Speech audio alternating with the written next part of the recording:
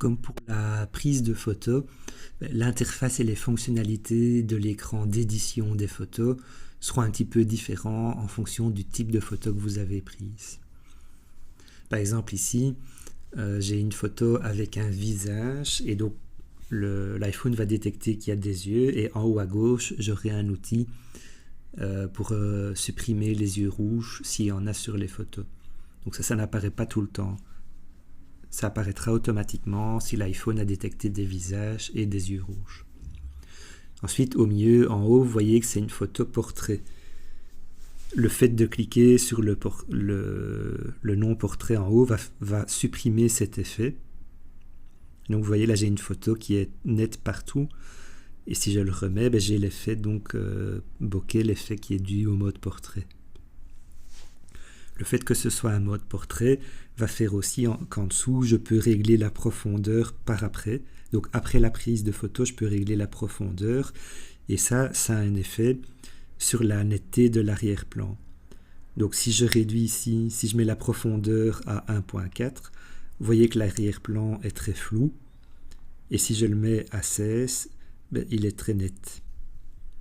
De même, comme c'est un portrait, je peux ici régler l'éclairage en faisant glisser mon doigt entre les différents modes.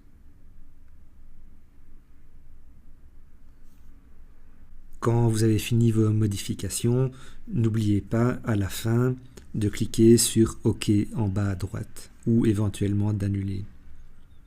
Alors en général, les modifications que vous faites, vous pourrez les annuler par après.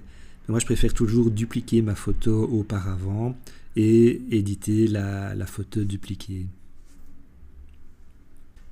Si vous éditez une photo live, vous aurez aussi quelques particularités.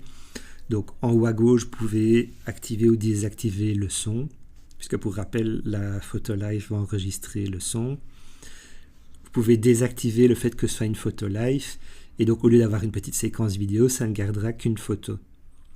Mais quelle photo? Puisque la séquence fait 3 secondes.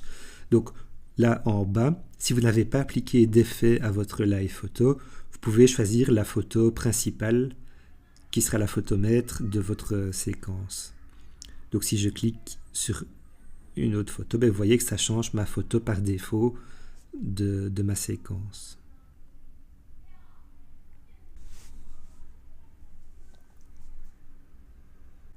Et donc si vous désactivez l'effet live, vous allez vous retrouver avec une photo toute simple et que vous pourrez sauver et donc partager telle qu'elle.